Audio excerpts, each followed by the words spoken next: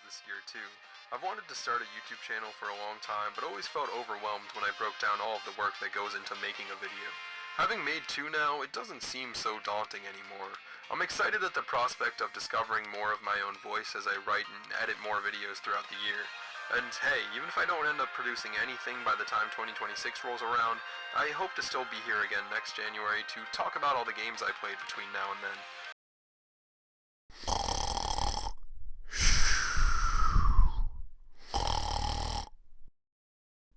Fuck, what year is it?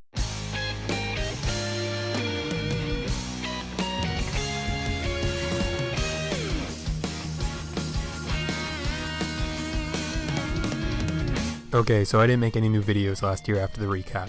I was too busy not making any videos. Whoops, silly me, common mistake. Luckily I only disappointed like 6 people, so I don't feel too bad.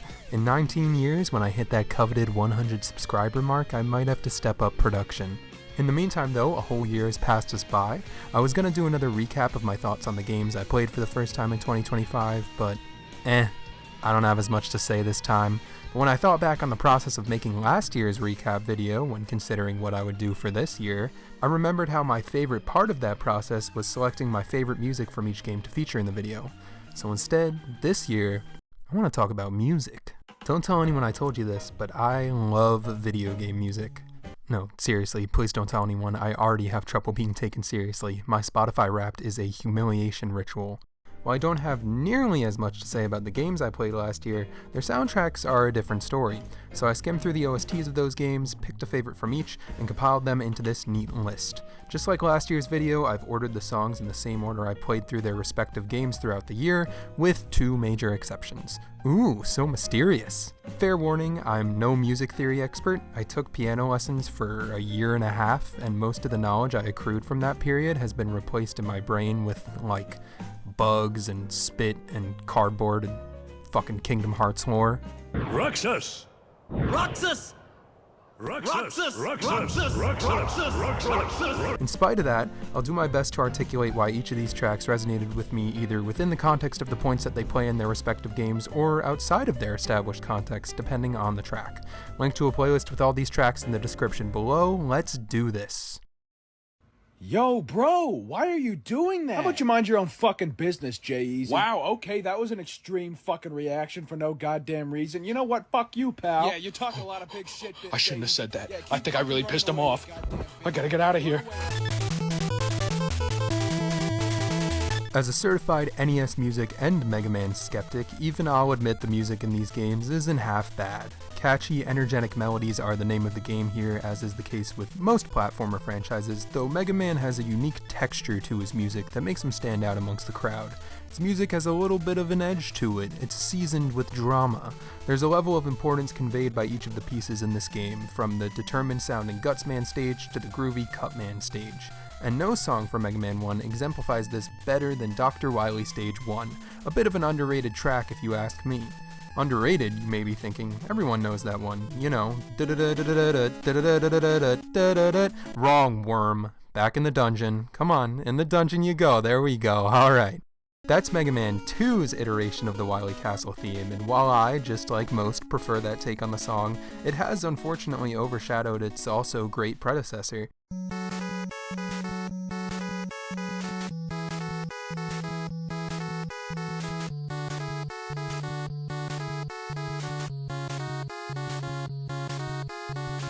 This take on the song is mellower, more pensive. It carries with it that same sense of drama that permeates the soundtrack, this time tinged with a sense of uncertainty. Mega Man 2's version, while still coming across a bit weary, largely sounds like it's on the player's side. Meanwhile, Mega Man 1 casts doubt over the situation, which makes finally pulling up to Wily Castle feel appropriately daunting. I particularly love the use of those staple Mega Man arpeggios to make the song feel that extra bit unstable. The way the notes come crashing down sounds like even the music is unsure of itself, buckling under the pressure of the task ahead. It's a sick track, one that I think deserves a little more attention.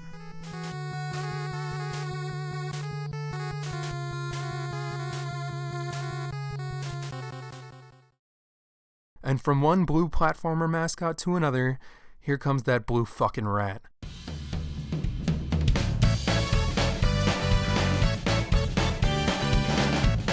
Wait a minute, I've already played this one. What's happening here? Did I time travel? That would be appropriate considering the game. No, this is actually the 3DS version of Sonic Generations, released simultaneously with the HD iterations. Though bearing the same name, it contains entirely original level design and, for the most part, music compared to its console counterpart. And goddamn, this soundtrack is slept on.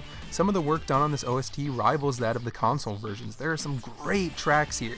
The new version of Windy and Ripley outclasses its original as my preferred take on the song. Radical Highway Act 1 gently nudges the song harder in that electronic dance direction, before Shadow Generations came along and hogtied it and fucking dragged it to the club.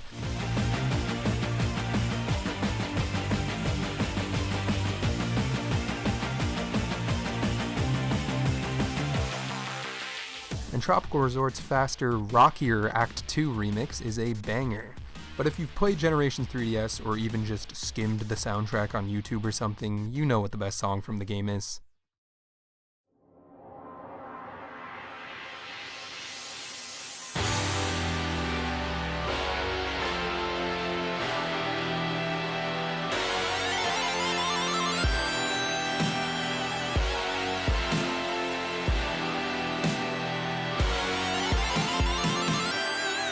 The Big Arm Battle theme in this game is the coolest fucking song, man. It never gets old for me. It's this techno metal banger that takes the original motif and goes completely off the rails, spinning it 7 different ways and rearranging it into this pulse-pounding monster of a track. You keep expecting it to just loop, but every section of this song changes something up, deviates in some new, unexpected way that is just delightful to... What happened? Wait, the boss is over? Okay, yeah, so the biggest crime of this song is that the fight it plays in is just not long enough. If you're not a lobotomite, you won't even hear the track loop once before you hit the ranking screen. This means you have to track the piece down on other platforms to hear it in its full glory, which in turn means that, coupled with the fact that only like 12 people have played the 3DS version of Sonic Generations, most people likely haven't heard this one. And that blows, because this is a top 5 instrumental boss track in the series. It's seriously so good. Do yourself a favor, load up Spotify, throw some earbuds in, and enjoy some of the best 3.5 minutes you'll have all year.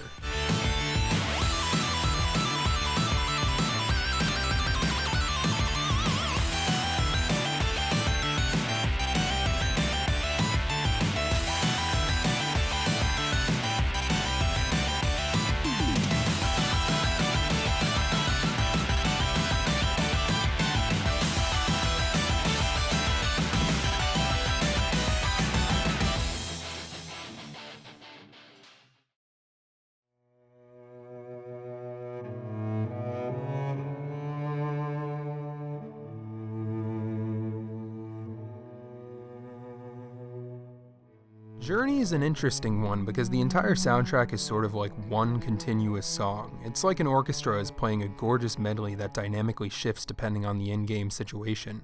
The music isn't what I would describe as ambient. In fact, it often takes center stage and is a defining part of what makes the game such a moving and memorable experience.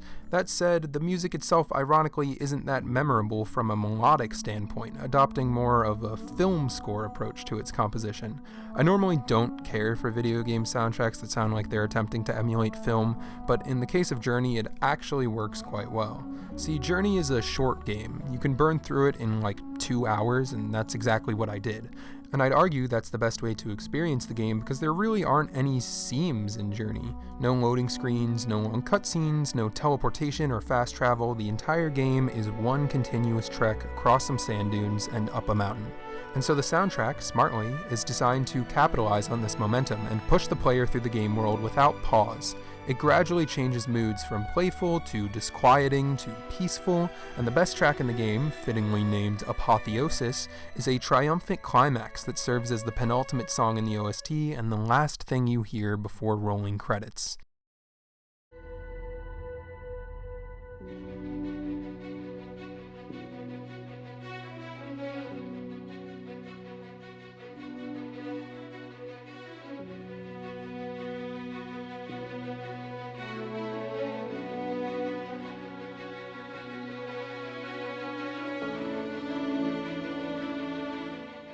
With how much of the back half of Journey focuses on beating you down and forcing you to quietly and patiently inch your way toward your goal, it feels truly cathartic getting to the summit and being set loose to this soaring, beautiful piece.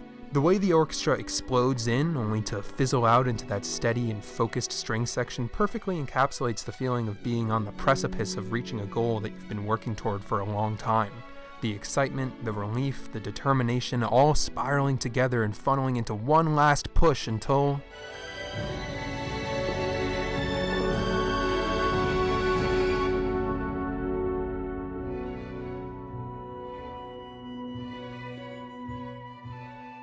you've made it. What y'all know about Castlevania, though? Oh my god!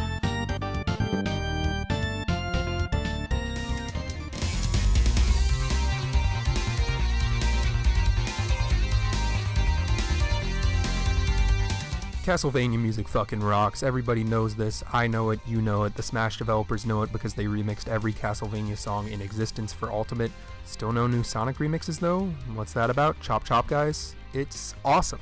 Rondo of Blood's A-side route is mostly new arrangements of classic NES Castlevania tunes that make use of the TurboGrafx' advanced sound capabilities, and they're all unsurprisingly great. I wanted to avoid picking remix tracks as my favorites from games with a substantial enough number of new compositions though. While I hate to go with another obvious pick, while looking through the candidates for this game, the best choice was easily Divine Bloodlines. Sorry, wait, I mean, Blood Revelations of Heaven and Earth? So Divine Bloodlines, like most first-level themes in the series, just gets you pumped. I appreciate how, despite its gothic aesthetic, its oppressive difficulty, and its ghoulish creatures, Castlevania music is almost always motivational and optimistic. This song is no exception. The crunchy bass, those loud synth hits, the heavy reverb, it makes you feel like a badass. For as tough of a game as Castlevania can be, this really helps to lighten the load just enough to make another attempt feel worth a try. The first stage of Rondo of Blood is particularly fucked. Everything is on fire, there's a fucking dragon flying around, it's looking rough out here in Transylvania. But then this song comes in and makes you think, oh right, I'm Richter Belmont. I don't care about any of that, watch me piece this dragon up real quick. I hate to be that guy, but they just don't make games like this anymore.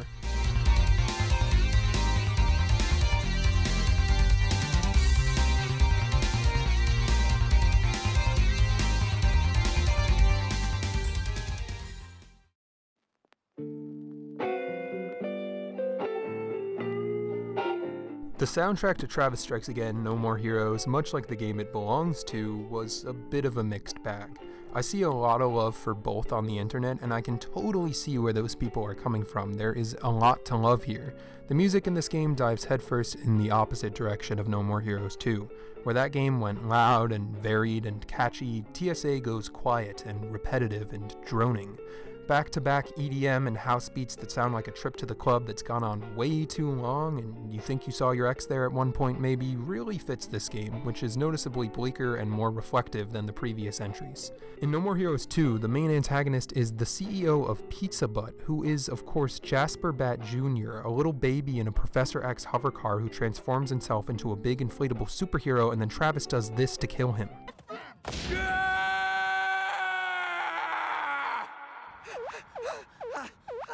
Oh fuck!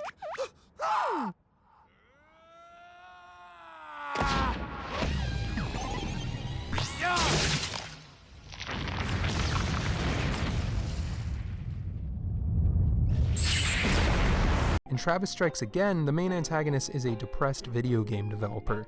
Not to claim that this game lacks the usual No More Heroes charm and wackiness, but it is decidedly darker than the previous entries. This bleeds into the soundtrack, which is likewise a less fun listen than the last two games.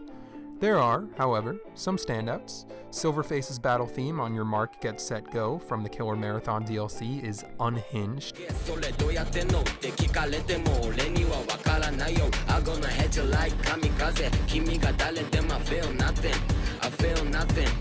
Why can't I be like that with the silver face? I just wanna live my life at my own fucking pace. I'm tired of being from the human race. Got the judge, but be the fucking case. Why can't I be like that with the silver face? Stop it down, put it in their place. And my skin so brown, you might think it's chocolate cake. But life is sweet, man, I'm just getting to the cake. I'm the underdog,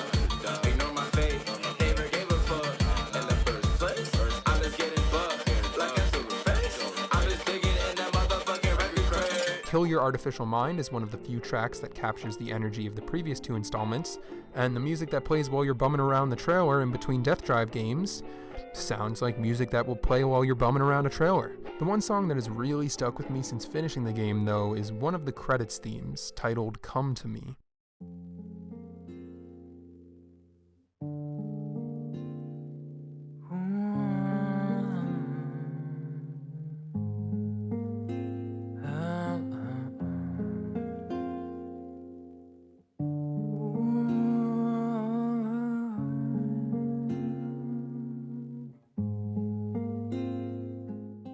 I've never been particularly skilled at parsing meaning from song lyrics, admittedly, so I don't know if I can provide a strong analysis of what this song is about.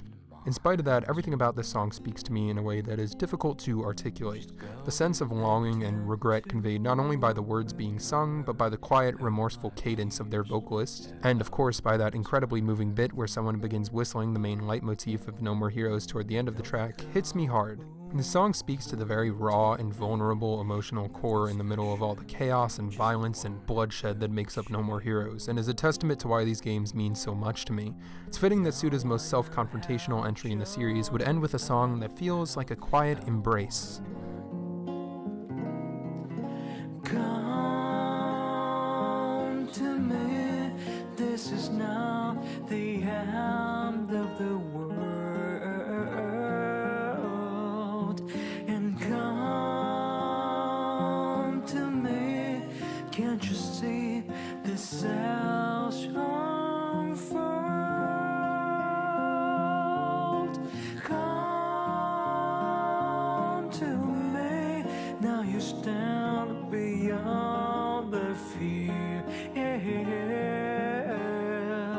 So come to me, my dear.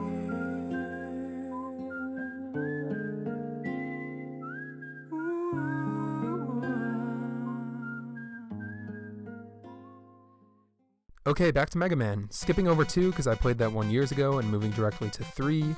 I don't really care for this soundtrack as much as 2's, but it still holds its own and is a noticeable improvement over 1's. Classics in here like Sparkman Stage and Shadow Man Stage, but my vote goes to Snake Man Stage. It's just such an addictive, groovy track. It sounds like the opening to an old superhero cartoon.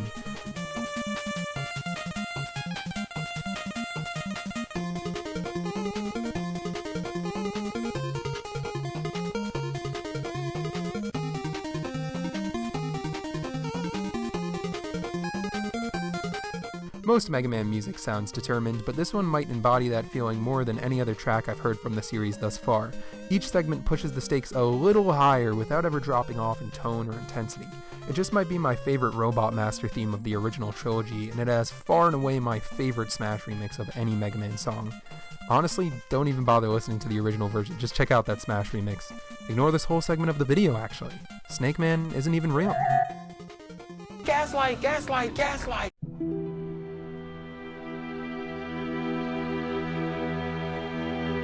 Dark Souls is a special game.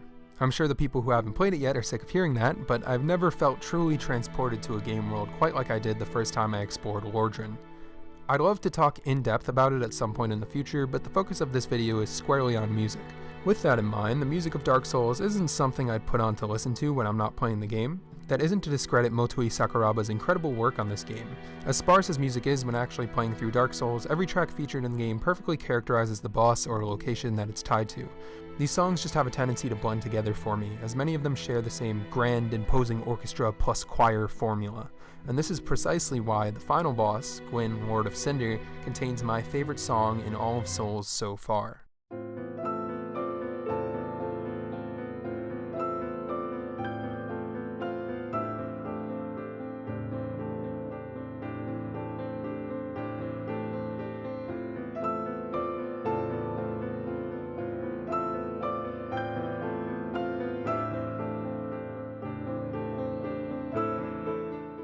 Gwyn is a tired, broken man desperately clinging not even to a dream, but to a best-case scenario.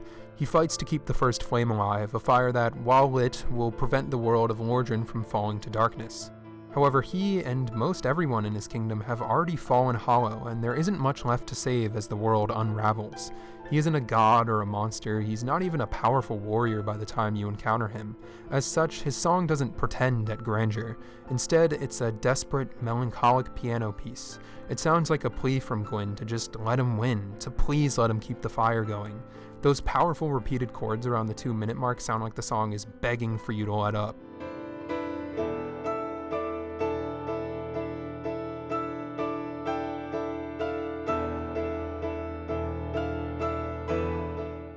And the way it quietly resets itself afterward as though Gwyn is recomposing himself in the midst of the battle is some of the most effective auditory storytelling in any game I've played. This piece nearly stopped me in my tracks the first time it started playing as I entered Gwyn's arena, and the fight with him was the cherry on top of a game that had already landed itself a spot amongst my favorites long before I had reached the kiln of the first flame.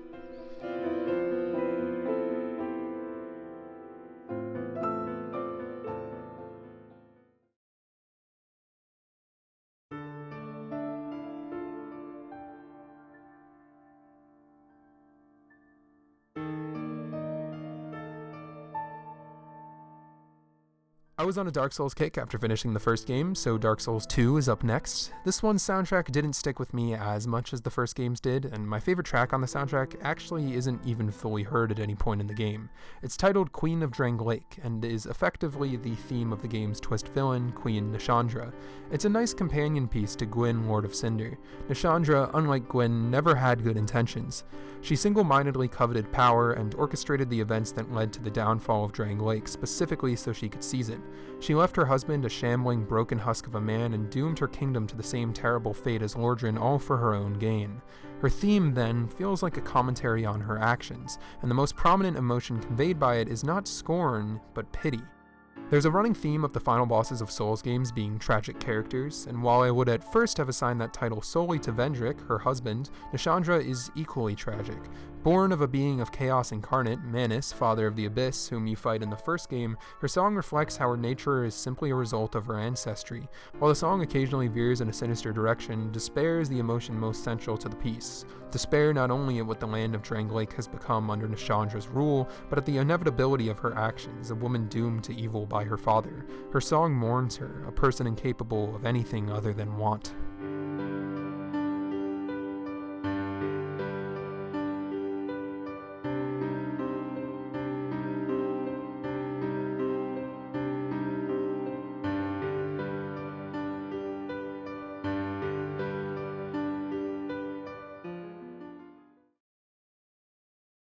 Yeah, Gradius.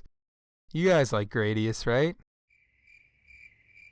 Yeah. This is an arcade shmup released in 1986, so there ain't much to work with here. The songs all sound like extended ringtones, and none of them are what I would call, good? Beginning of the History is the least offensive of the bunch, and even then my ears are taking a sabbatical after listening to it.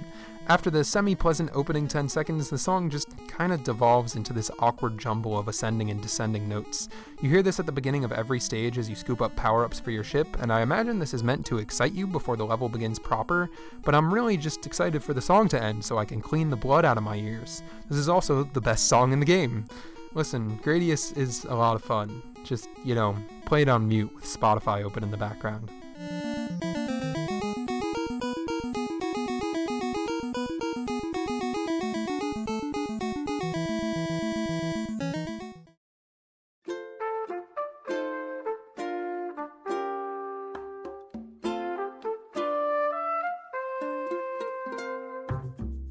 Finally got around to resetting my Animal Crossing New Horizons island and working my way up to 3 stars this year.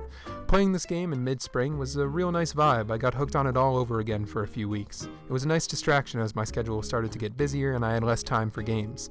I typically threw the game on during the middle of the day, so the hourly tracks that I grew most attached to were the ones from noon to 7 p.m. When jogging my memory for this video, the one that I settled on as my favorite was 12 p.m.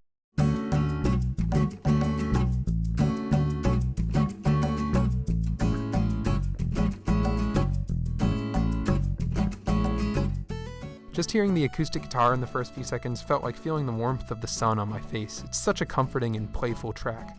The plucky guitar and the upbeat synth make my heart feel so full. Of all the hourly themes, this one embodies the spirit of the Animal Crossing series the best. It also reminds me of hanging out with Vesta, my adorable little sheep villager. There isn't a joke in that. I just love her. I have like 40 captures of her just running around on my Switch. Look at how cute she is.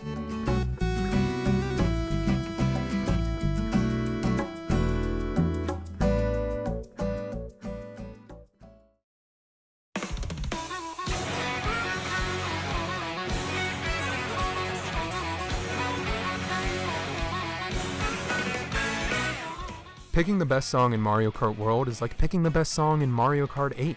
These soundtracks are so massive, so varied, so professionally produced that it feels sacrilegious to have a favorite. Everything is my favorite, especially in Mario Kart World. So many classic songs wonderfully reimagined across an impossibly large breadth of genres. You have country, rock, metal, EDM, classical, and a metric fuckton of big band jazz. This is far and away my favorite soundtrack from a game released in 2025, and I have no idea if we'll ever see anything like it again. Luckily, I don't have to pick a favorite song from the entire soundtrack since the majority of Mario Kart World's OST consists of remixes. And honestly, I'm not as keen on most of the new music in this game as I was for the original compositions in, say, Mario Kart Wii or Mario Kart 8. Still plenty of great stuff here, but the best of this game's soundtrack is found amidst its remixes. So what is the best brand new song?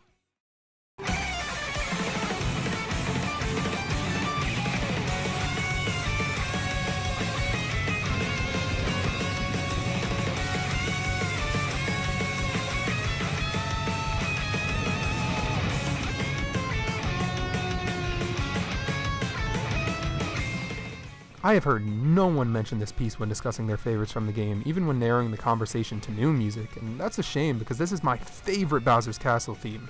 Mario Kart 8's Bowser's Castle incorporated a little bit of electric guitar into its music, lending it a hard rock feel, though it still largely relied on jazzy horns in its melody.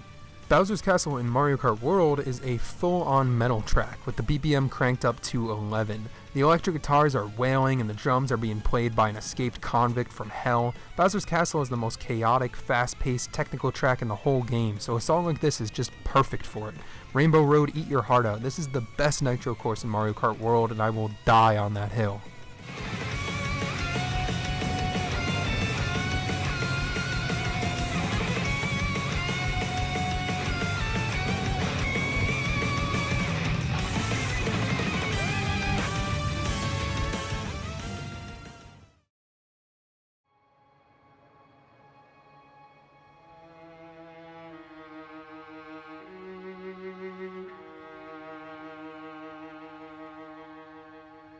Ludwig the Holy Blade.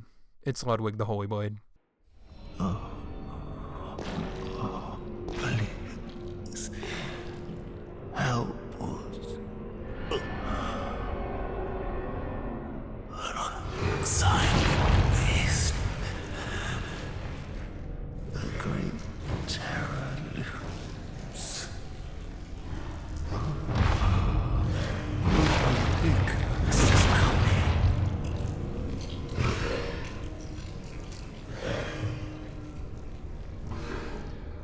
Have mercy. Have mercy upon us.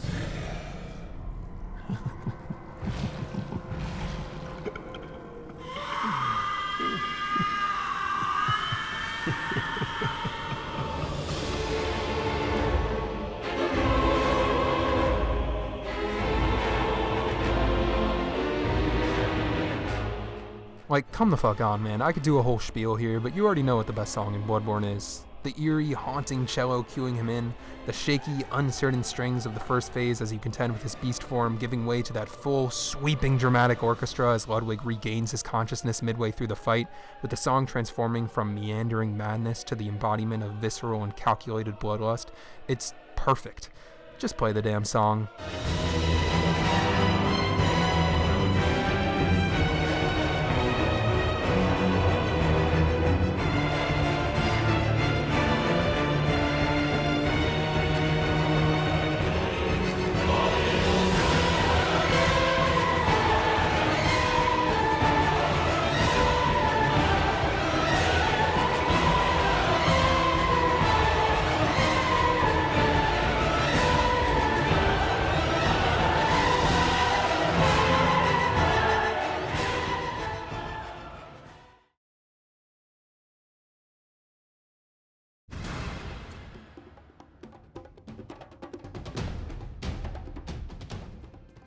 Ask almost anyone who played DK Bananza what their favorite song from the game was, and they'll almost definitely choose one of the vocal themes sung by Pauline. Not me though. The Bananza themes are a lot of fun, but they get pretty old and they're nothing I'd bump outside the game, and I saw someone on Twitter say that Breaking Through kinda sounds like one of those video game music with lyrics videos, and like, yeah, I agree.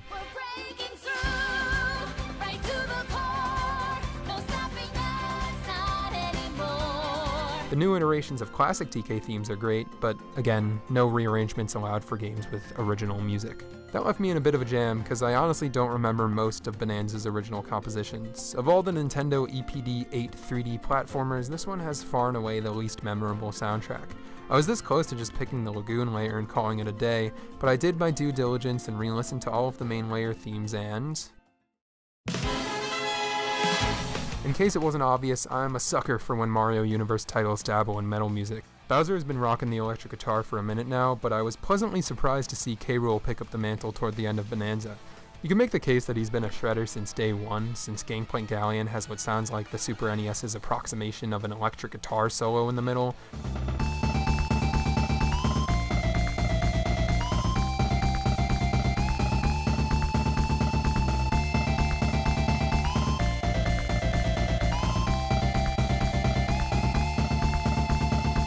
But they kick things up a notch for the New Donk City portion of Bananza. I love the horns accenting the electric guitar, the way the synths come in playing the same melody as the lead guitars 42 seconds in, and then that killer bit a minute and 10 seconds deep where the electric guitar just starts wailing.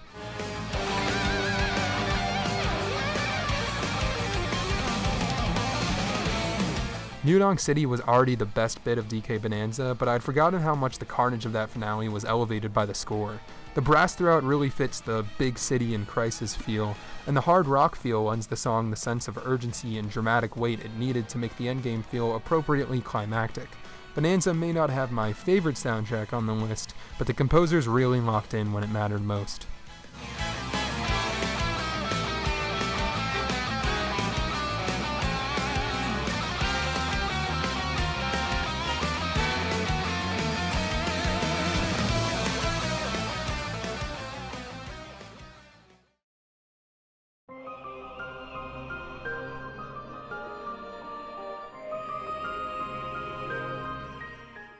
The only part of Metroid Prime 4 that lived up to expectations was ironically the only part of Metroid Dread that fell short of them, the soundtrack.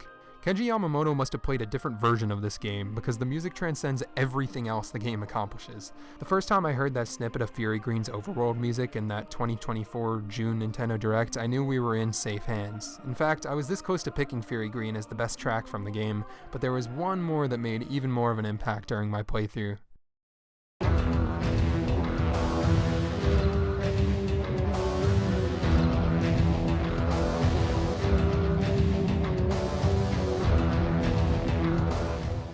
Voltforge is such an effective piece of music, not only for just how sick it sounds on its own, but for how perfect the moment that you first hear it is. You spend the first third of this level crawling through a dimly lit weapons manufacturing facility with a thunderstorm roaring in the background, making your way to a generator so you can power the place up and build a motorcycle for Samus.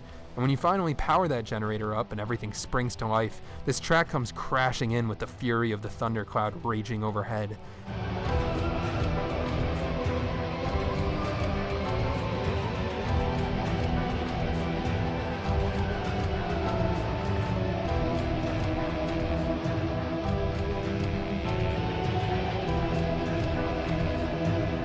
It was one of the only moments in the entirety of Prime 4 that came close to touching the rich atmosphere of the previous three entries, and for that it easily deserves its spot as the best song in the OST.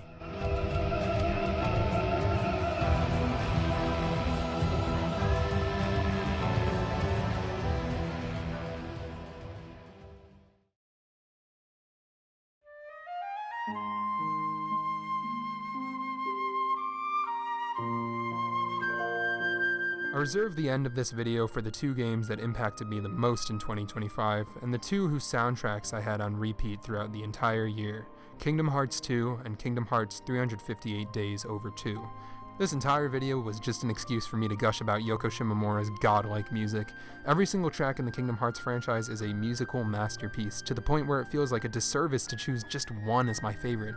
I mean, where do I even begin? How about Vector to the Heavens, my most streamed piece of video game music throughout the entire year?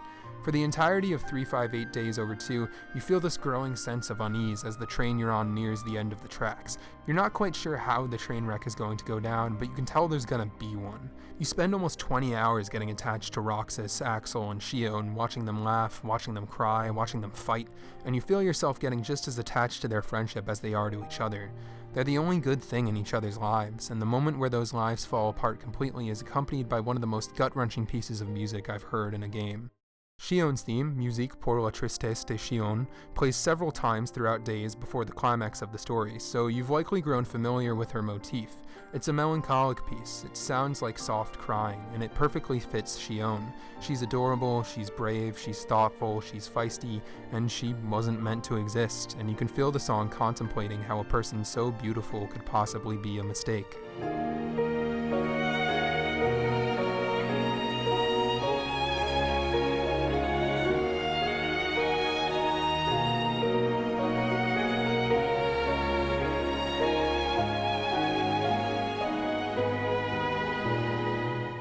Throughout the game, we watch Shion internalize this truth, distance herself from her friends, and when she realizes that they've grown too attached, orchestrate one final battle with Roxas so that he can take her life, regain his strength, and move on from her.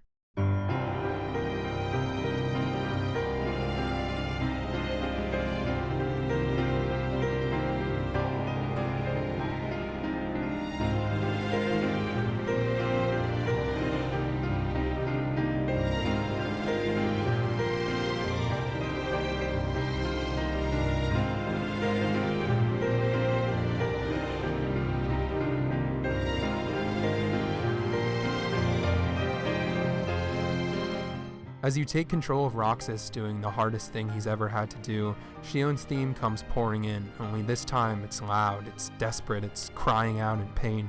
It's as though the music is the part of Shion that wants to be honest with herself, that wants to stay with Roxas and live.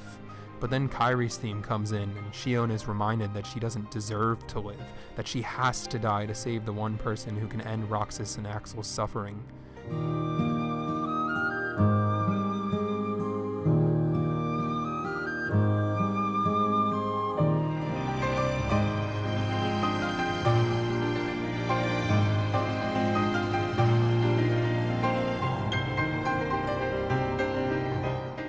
Right before the song loops, we hear Dearly Beloved, that iconic title screen music that plays in every Kingdom Hearts game. You can hear its motif throughout many of the songs in the series, but this is, in my opinion, its most effective appearance in an unrelated song.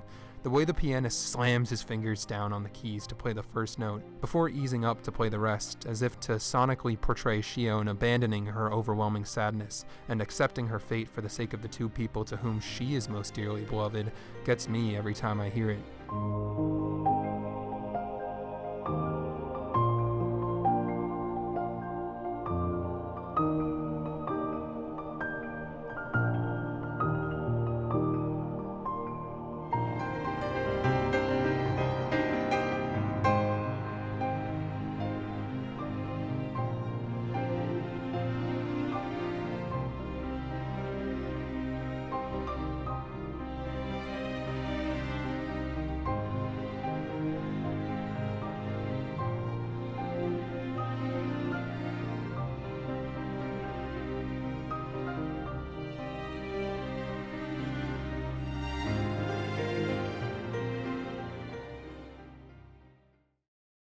But then, what of Dearly Beloved? Sure, the Kingdom Hearts 2 arrangement uses the same motif as the first games, but it so beautifully expands and rearranges the original piece that considering it a remix feels like a disservice. It perfectly set the stage for the greatest video game experience I had in 2025, and the artwork of Roxas and Sora having ice cream together that fades in as it plays makes for one of the best title screens in any video game.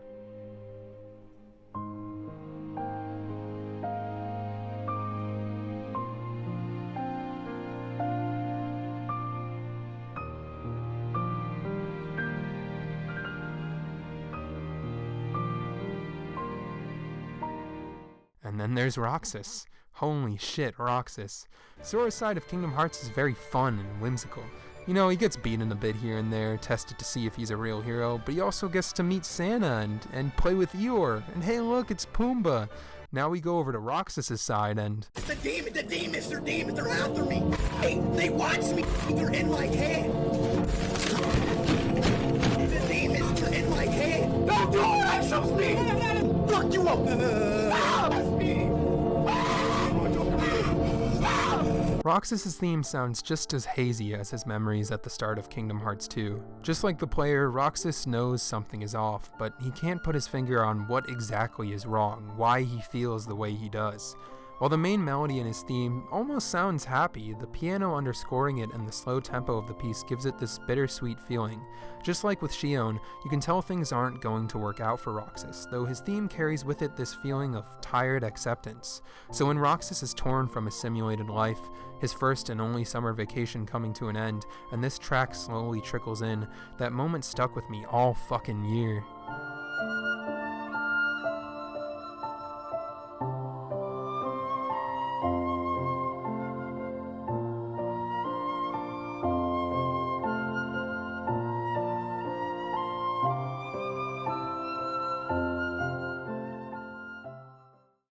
And then you have to fight him.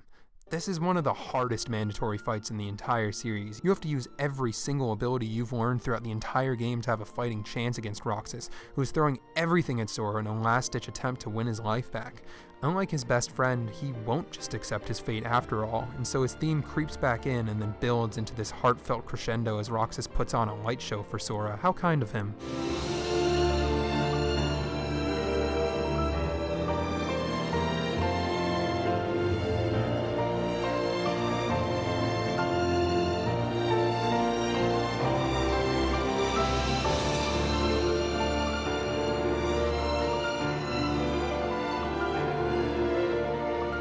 All of the battle themes in KH2 are legendary. The 13th Struggle returns from Chain of Memories alongside the brand new 13th Reflection and 13th Dilemma, all three of which being used as backing tracks for the fights against the devious and enigmatic Organization 13.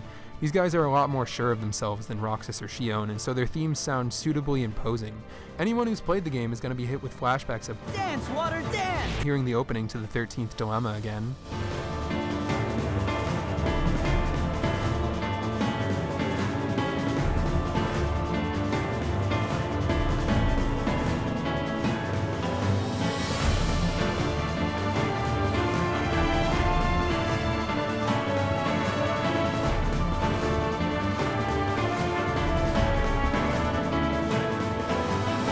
And then there's Rage Awakens. Couldn't have picked a more perfect name for this track, or for the boss it was composed for, the Lingering Will.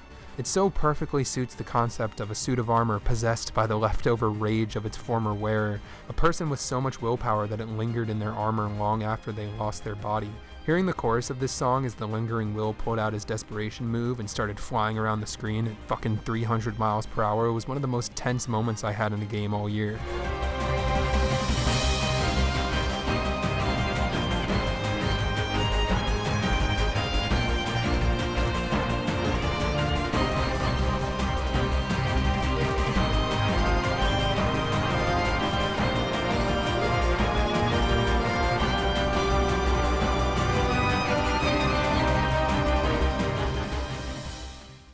Meanwhile, the actual final boss, Xemnas, has 14 different phases and 3 different boss tracks, the last of which is almost 8 minutes long.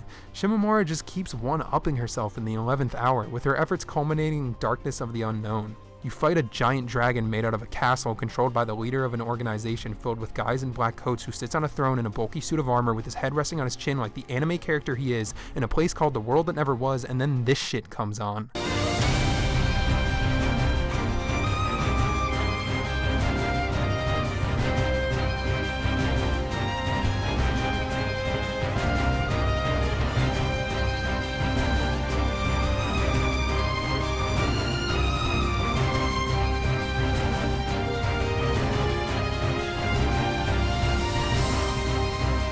Look out, dickhead. Quick, parry 9,000 lasers with your gay, no longer evil, not quite your boyfriend yet, best friend, and then use the power of friendship to tear a hole through his chest and beat the game.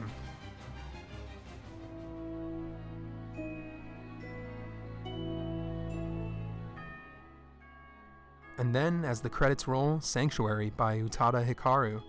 I fucking wish I could play it here. It's a song that means so much to me, and I'd love to speak about Utada Hikaru's incredible work as the vocalist for all of the series' iconic main themes.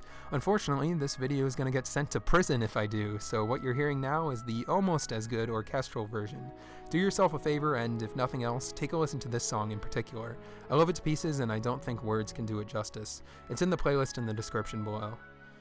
I could keep naming songs.